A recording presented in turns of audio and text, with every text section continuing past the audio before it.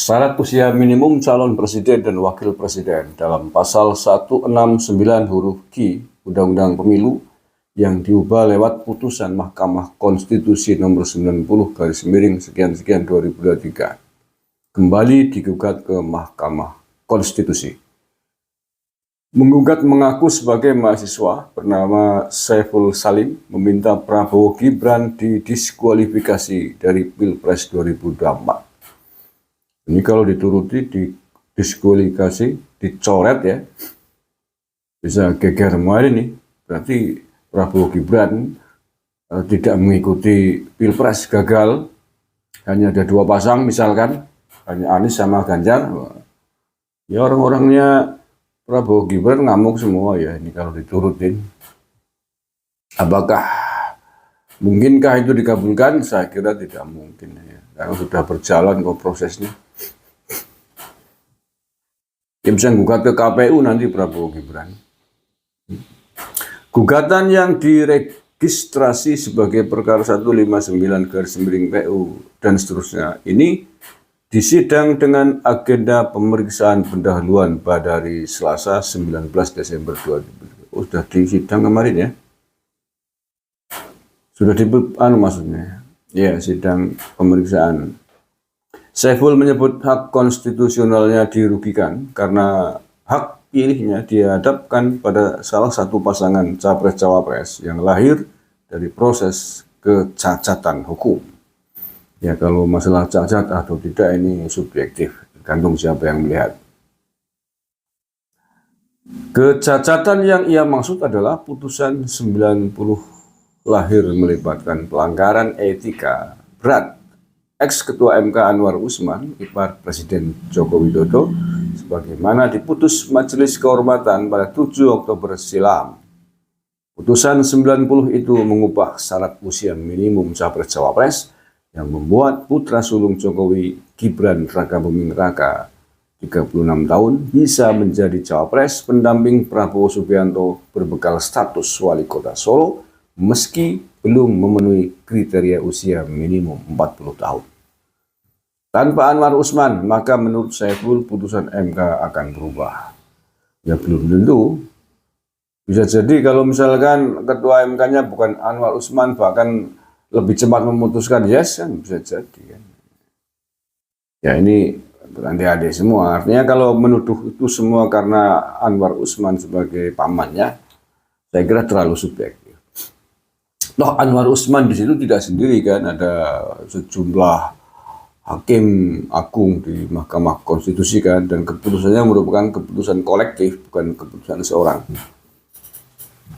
Kemudian ia juga menyinggung alasan berbeda Hakim Konstitusi Eni Nurbaningsih dan Daniel Yusmik Pancastaki semestinya hanya kepala daerah setingkat gubernur yang berhak maju pilpres sebelum 40 tahun.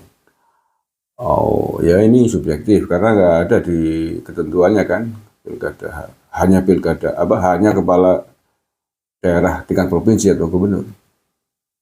Apabila pelanggaran-pelanggaran tersebut tidak terjadi, maka amarnya akan berbeda dari amar yang sekarang berlaku, kata Saiful dalam gugatannya. Ia menilai Mahkamah harus bertanggung jawab secara etika dan moral terhadap bangsa dan negara atas kericuan yang timbul akibat putusan 90.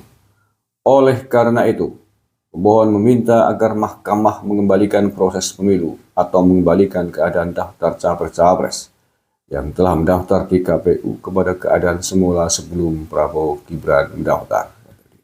Terus dasar hukumnya gimana? Seluruh keputusan KPU yang telah dibikin bagaimana? Rapat-rapat pleno KPU yang telah dibikin setelah Prabowo Gibran resmi dinyatakan calon sah. Batalkan semua, masalah dampaknya ambrah-mambrah. Tidak semudah itu KPU digugat. Sehingga daftar capres dan cawapres yang terdaftar adalah Anies Mohaimin dan Ganjar Mahfud, lanjut Saiful. Saiful menyampaikan dua jenis petitum. Dalam petitum provisi atau putusan sela, Saiful meminta agar Hakim Konstitusi Anwar Usman dinyatakan tidak berwenang untuk memeriksa, mengadili, dan memutus perkara ini. Ia juga meminta supaya putusan ini ditekan dalam 14 hari dari putusannya berlaku untuk pemilu 2024. Dalam pokok permohonan, Saiful meminta pasal 169 huruf Undang-Undang Pemilu yang telah diubah putusan 90 bertentangan dengan Undang-Undang Dasar 1945 dan hanya kepala yang pernah atau sedang jadi gubernur hasil pilkada yang bisa maju sebagai capres atau cawapres sebelum berusia 40 tahun. Sebelumnya permohonan sejenis juga pernah disampaikan oleh mahasiswa Universitas NU Indonesia atau Yunusia dengan argumentasi sejenis. Namun Mahkamah menolak gugatan tersebut dan dengan dalih kepastian hukum atas putusan 90 yang sudah diputus sebelumnya dan memengaruhi proses pemilu. Betul? Ya, ini tanpa memihak kepentingan siapapun, pasangan capres manapun, tanpa memihak kepentingan politik, pilpres, capres-capres yang ada ya. Tetapi bahwa produk hukum yang telah dikeluarkan oleh Mahkamah Konstitusi itu sudah menjadi keputusan hukum tetap berlaku mengikat dan harus ditaati oleh semua pihak termasuk oleh KPU. Ya faktanya KPU kemudian menerima pendaftaran Prabowo Gibran dan ditetapkan menjadi calon tetap. Dan oleh karenanya saya kira permohonan gugatan yang sama ini saya kira juga akan ditolak oleh Mahkamah Konstitusi. Terima kasih, kurang lebihnya mohon maaf. Sampai bertemu kembali pada edisi berikutnya dengan KP Nusantara dari Lereng Gunung Selamat di Banyumas, Jawa Tengah. Dan pamit undur diri. Assalamualaikum warahmatullahi wabarakatuh.